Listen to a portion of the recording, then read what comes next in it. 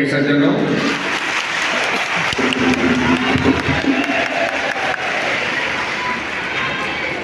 Doctor पीके मोदी जी के इस प्रांगण में बातचीत, डॉक्टर सुमन तोमर जी जो यहाँ उपस्थित हैं और सभी प्रेमी भक्तगण, पत्रकार बंधुओं, महात्मा तथा भाइयों, आज आपके रामपुर में आश्रम का भी लोकार्पण हुआ। इसकी तैयारी आप बहुत समय से कर रहे थे। ये आवाज भी करना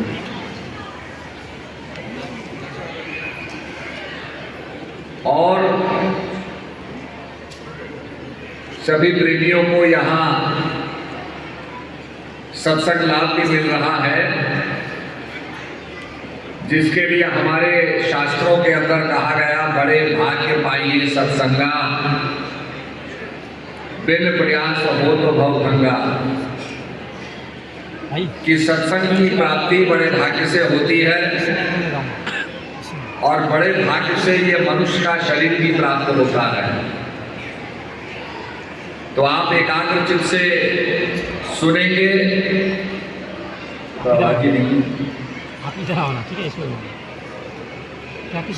एकाग्र चित्त से सुनेंगे तो आपको बात समझ में आएगी, क्योंकि हमारा ये लक्ष्य है कि आदमी को आत्मज्ञान से धनवान बनाया जाए, आत्मज्ञान से उसका कल्याण किया जाए। अभी अभी प्रयागराज के अंदर कुंभ मनाया गया। महाकुंभ मनाया गया 144 साल के बाद। विद्वानों ने कहा कि ऐसा योग आता है। हमारे उत्तराखंड से भी हमने गंगा के अंदर बहुत सा जल प्रभावित किया, एक्स्ट्रा जल प्रभावित किया, जिससे कि लोगों को प्रयागराज में आचमन करने में और स्नान करने में कोई दिक्कत ना हो। 67 करोड़ जनता वहां पर एकत्रित हुई और सारी दुनिया ने माना that it was the biggest congregation in the world, दुनिया का सबसे बड़ा मेला हमारा महाकुंभ हो गया। उत्तर प्रदेश के मुख्यमंत्री माननीय आदित्यनाथ योगी जी ने बड़ा सुंदर प्रबंध किया। हमारा भी वहाँ कैंप लगा था जिसमें वो पधारे थे, और जब उनको पता चला कि दिन में 1 बजे से 8 बजे तक हम प्रतीक्षा कर रहे थे, तो अपार जन समुदाय को देख करके उन्होंने कहा कि असली अमृत कुंभ तो यही है।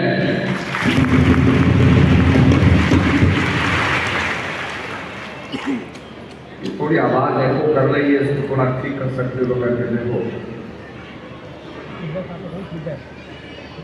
तो त्रिवेणी में स्नान करने का मतलब गंगा, यमुना और सरस्वती। सरस्वती के बारे में ये कहा जाता है ये किले के नीचे से गुप्त रूप से बह रही है। यमुना और गंगा तो विजिबल हैं, आपको देखने में आ जाएंगी, पर जो सरस्वती है वो गुप्त है। और इसका अगर आध्यात्मिक अर्थ देखें, ईड़ा, पिंगला और सुषमना, तो हमारे संतों ने समझाया, आवाज आ रही है, हमारे संतों ने समझाया कि अगर आप गंगा और यमुना के किनारे पर बैठ करके सत्संग को सुनेंगे, आध्यात्मिक चिंतन वाले संतों का सत्संग सुनेंगे, उनके अमृत वचनों को सुनेंगे, उससे आपके अंदर जो ज्ञान प्रकट होगा, जो इनलाइटनमेंट होगा, वही सरस्वती है। द नॉलेज इज सरस्वती,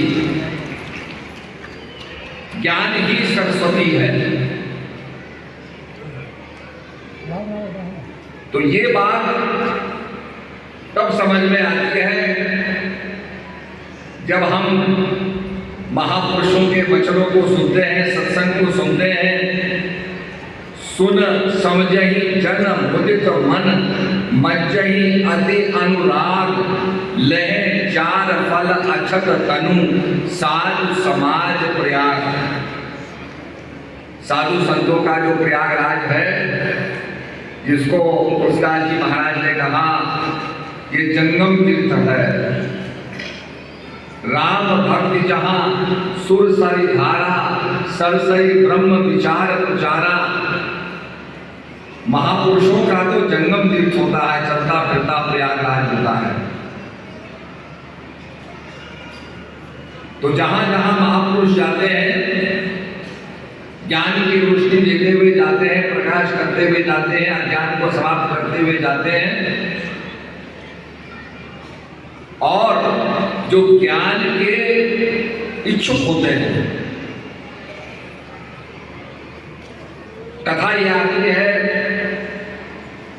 कि देवता और दानव आपस में लड़ रहे थे। Two forces were fighting. तो ऋषि मुनियों ने कहा भाई लड़ते का है वो, आप समुद्र का मंथन करो। And the churning of the ocean, समुद्र का मंथन जो है, इसमें से अनेक रत्न निकलेंगे। जैसे आप दही का मंथन करते हैं, आवाज थोड़ा कम करो, रेकॉर्डिंग होगी। आप दही का मंथन करते हैं तो उसमें से मक्खन और छाछ निकलता है। किसी भी चर्निंग से उसके अंदर सेपरेशन हो जाता है, प्रेसिपिटेशन हो जाता है। तो कहा समुद्र मंथन करो, तो मदराचल पर्वत को मथनी बनाई गई। उसके बाद वासुकी नाग को रस्सी बनाई गई और समुद्र का मंथन शुरू हुआ। पुराणों में कथा यह आती है कि 14 रत्न निकले। सबसे पहले हलाहल विष निकला। हलाहल विष संसार को समाप्त करने लगा। सबको चिंता हो गई कि भाई ये तो ऐसा विषय संसार को समाप्त कर देगा, कौन इसको ग्रहण करेगा। तो सबने भगवान शंकर से, जो संकट मोचन है, उनसे प्रार्थना की कि प्रभु आप इस विष को धारण करो।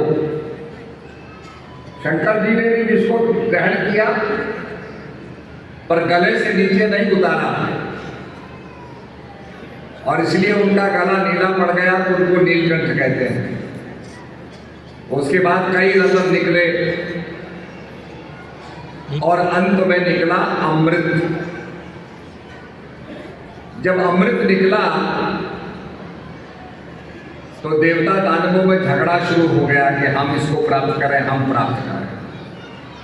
अमृत का मतलब द नेक्टर, अमर करने वाला, जो व्यक्ति को इमॉर्टल बना दे। तो भगवान ने देखा कि झगड़ रहे हैं, तो भगवान ने मोहिनी रूप धारण किया, और मोहिनी रूप धारण करके देवताओं को अमृत पिलाने लगे। एक राक्षस ने देखा ये तो पक्षपात कर रहे हैं, तो छुप के वो देवताओं की पंक्ति में चले गए, और इसी झगड़े में 4 बूंदे अमृत की धरती पर गिरी। एक प्रयागराज में गिरी, एक हरिद्वार में गिरी, एक उज्जैन में गिरी और एक नासिक में गिरी। ये 4 बूंदें जो गिरी हैं, इन्हीं 4 स्थानों पर 12 साल के बाद कुंभ मनाया जाता है। कुंभ का मतलब होता है घड़ा, और घड़े के अंदर जल को इकट्ठा करने की क्षमता होती है। It has the force to contain. तो वो जो कंटेन की शक्ति है, आपने देखा होगा पूजा में भी कलश रखा जाता है, उस पर नारियल रखा जाता है। तो कलश का महत्व होता है जो कंटेन कर सके। ऐसे ही कहा कि व्यक्ति को भी कंटेन करना है, समझना है। एक कान से सुना, एक कान से निकाल दिया, उससे लाभ होने वाला नहीं। जब तक उसको अपने जीवन में ग्रहण ना करें। भगवान ने ज्ञान दिया, अर्जुन ने उसको ग्रहण किया, तो अर्जुन का कल्याण हुआ। भगवान राम ने ज्ञान दिया, हनुमान ने उसको ग्रहण किया, तब हनुमान का कल्याण हुआ। मैं आपको ज्ञान विज्ञान से ये बातें बताऊंगा, आप एकाग्रचित होकर सुनेंगे तो आपको बड़ा लाभ मिलेगा। जब भगवान राम विजय प्राप्त करके आते हैं,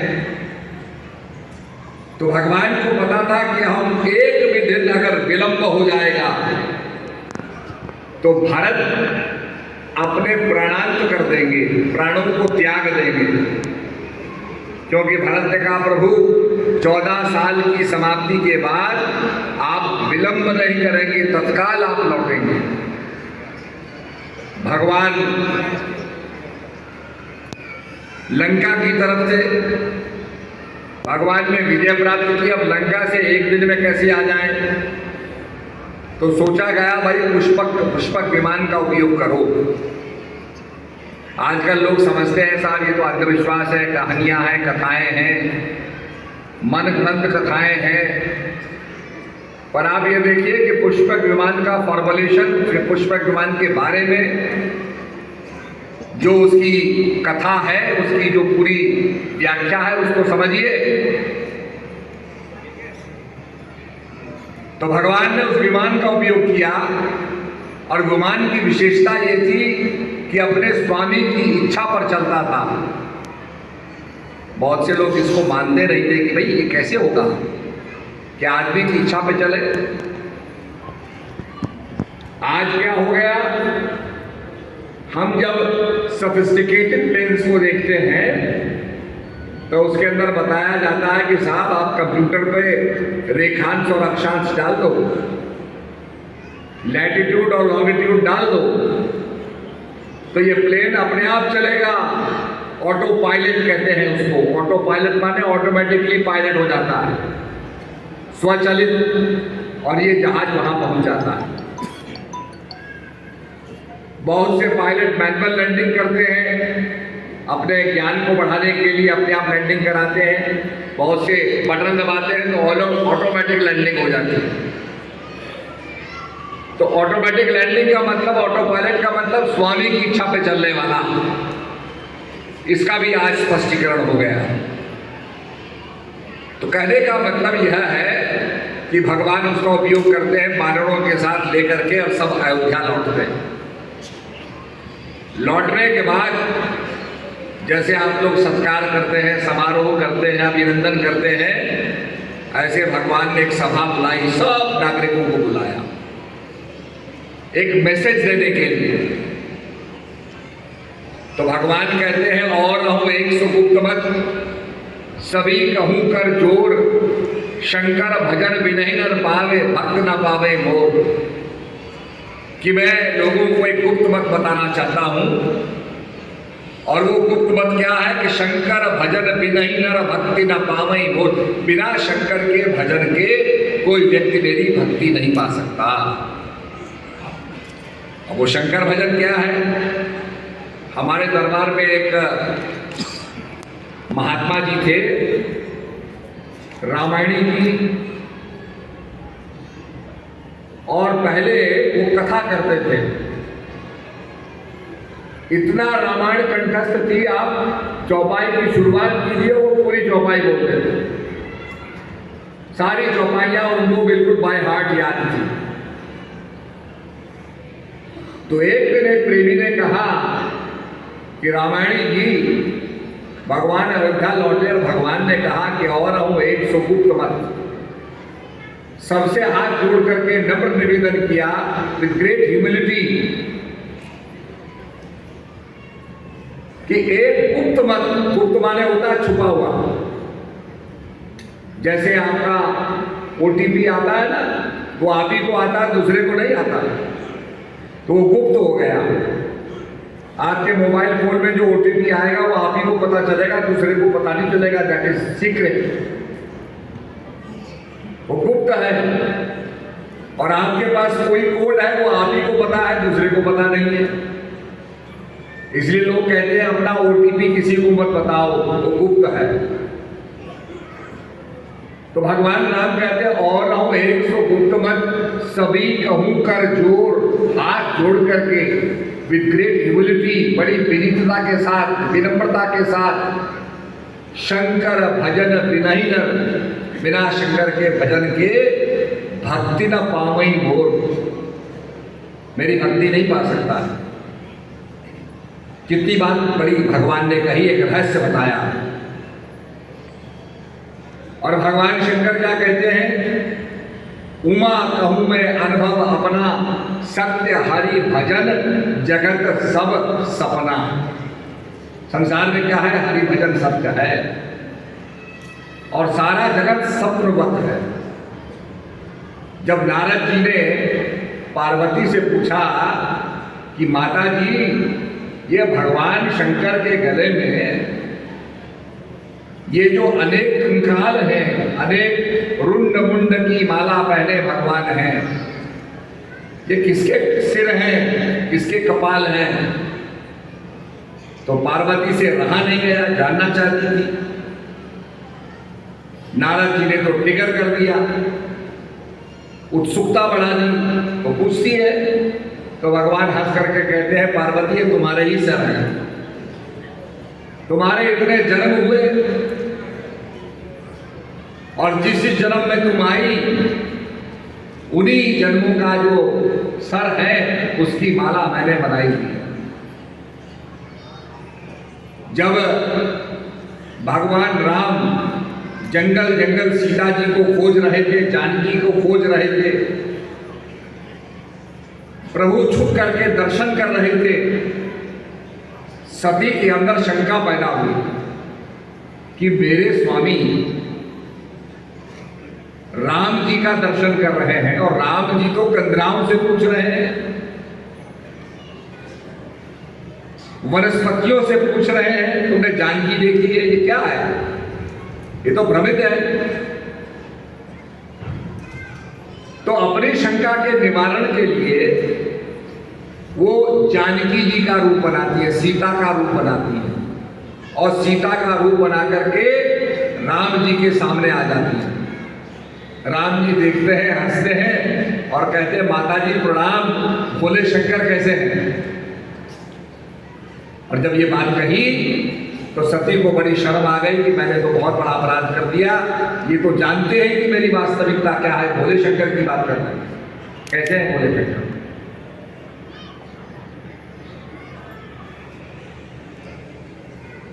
भोले शंकर के पास गई, भोले शंकर ने कहा तुम्हारी शंकाओं का समाधान हुआ? कहा महाराज मैं तो आपकी बात मानती हूँ। शंकर जी ने कहा बात मानने वाली नहीं है। अपनी दिव्य दृष्टि से देखा तो क्या पाया कि सती ने सीता जी का रूप धारण कर लिया। तो प्रभु शंकर की इतनी आगाध भक्ति थी, उन्होंने कहा सती ने तो मां का रूप धारण कर लिया है, अतः मैं इनका त्याग करता हूं। तो त्याग किया। तो कहने का मकसद यह है कि हमें शंकर भजन और हरि भजन क्या है, इसके बारे में मैं बताऊंगा कि पानी जो होता है वो आपकी प्यास बुझाता है। आजकल जगह जगह लिखा होता है जल ही जीवन है, और पानी जिस ढंग से हम पंप करते जा रहे हैं, निकालते जा रहे हैं, एक बड़ा संकट पैदा होगा। बड़े बड़े वैज्ञानिक कह रहे हैं देयर विल बी बड़ी ग्रेट स्कैरसिटी ऑफ वाटर। जगह जगह जहां बहुत पंप लगे हैं वहां पानी का स्तर डेंजर जोन तक पहुंच गया है, और डेंजर जोन में पहुंचने के बाद नाबार्ड जैसी जो पैसा लगाती है वो पैसा नहीं देती कि साहब ये तो आपका 0 लेवल पर पहुंच गया है, डेंजर जोन में पहुंच गया है, यहां हम कोई ट्यूबवेल नहीं लगाएंगे, फंडिंग नहीं करेंगे।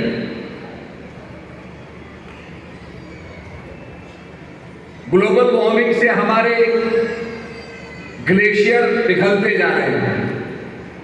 कल ही आपने देखा कि माणा गांव में ग्लेशियर टूट के गिर गया। ये ग्लोबल वार्मिंग का परिणाम है।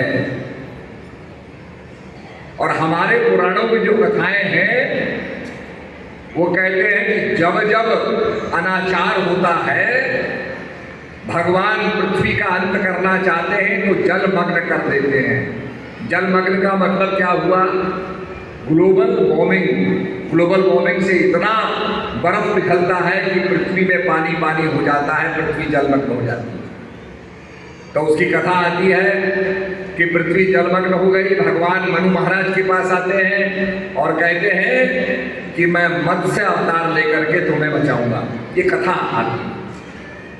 ऐसी कथाएं आपको और धर्मों में भी मिलेंगी। कहीं नूहाजान का जिक्र है, कहीं हजरत नूह का जिक्र है कि एक नौका बनाते हैं और सारे लोग उस नौका में बैठते हैं। एक एक जोड़ा जानवरों का उस नौका में रखा जाता है ताकि दूसरी नई सृष्टि का सृजन हो। आप मनाली में जाएंगे तो मनाली को मनु महाराज की जगह माना जाता है कि वहां पर मनु महाराज का मंदिर है, और ये पहाड़ पर इतने ऊंचे पर था कि यहां जल नहीं पहुंच सका। तो वो पानी कैसे बनता है? हवा में हाइड्रोजन होती है, हवा में ऑक्सीजन होती है, और हाइड्रोजन ऑक्सीजन जब बिजली कड़कती है तो ये मिल जाते हैं, और मिलने से बनता है H2O। हाइड्रोजन के 2 एटम, ऑक्सीजन के 6 इलेक्ट्रॉन्स जो हैं उसके अंदर शेयर करते हैं। हाइड्रोजन के 2 इलेक्ट्रॉन, ऑक्सीजन के 6 इलेक्ट्रॉन जब ये कंबाइन करते हैं, केमिकली कंबाइन करते हैं तो जल बनता है। आप कहीं से ऑक्सीजन गैस को ले, हाइड्रोजन गैस को ले, आपकी प्यास नहीं बुझेगी। प्यास तो पानी से ही बुझेगी, और पानी का मतलब हाइड्रोजन ऑक्सीजन जब कंबाइन करेंगे तब जल प्रकट होगा। तो जैसे हाइड्रोजन ऑक्सीजन कंबाइन करते हैं, ऐसे ही हरि भजन और शंकर भजन महामंत्र जो जपत महेशु काशी मुक्त हेतु उपदेशु। जब भगवान रामेश्वरम की स्थापना कर रहे थे तो भगवान ने कहा जो राम का ईश्वर है वही रामेश्वर है, और शंकर जी ने कहा राम जिसके ईश्वर है वही रामेश्वर है। अर्थात उनका अभिन्न संबंध, जिसको हम शिव और शक्ति कहते हैं। तो प्रभु का वो नाम जिसको कहा और रहूं 100 गुप्त मत। गुप्त मत माने छुपा हुआ, OTP की तरह छुपा हुआ, सीक्रेट कोड की तरह छुपा हुआ, और जो जानता है वही समझता है। जहे जाने तिन जही जनाई, जानत तुम्ही तुम्ही हो जाए। तो प्रेमी सज्जनों, जब हम जल को लेते हैं, जल में बिजली पास करते हैं, एनायन, कैटायन, एनोड, कैथोड, तो एक तरफ ऑक्सीजन निकलती है, एक तरफ हाइड्रोजन निकलती है। और आजकल क्या है, लोग हाइड्रोजन फ्यूल से गाड़ी चलाने लग गए। जापान में आप जाएंगे तो वहाँ ग्रीन हाइड्रोजन, ब्लू हाइड्रोजन से गाड़ियाँ चल रही हैं। वो बिजली को पानी में डाल करके पानी से हाइड्रोजन और ऑक्सीजन निकाल रहे हैं। तो कहने का मतलब हाइड्रोजन ऑक्सीजन उसके अंदर थे, जल के अंदर थे, तभी निकल रही है। इसी प्रकार से जो हाइड्रोजन और ऑक्सीजन का जो संबंध है, जो उनके अंदर इलेक्ट्रॉन शेयरिंग होती है, जो बॉन्डिंग होती है, ऐसे ही शंकर भगवान का और भगवान हरि भजन की बॉन्डिंग है। और वो प्रभु का नाम गुप्त मत है। आप कोई भी नाम लेंगे वो गुप्त नहीं है।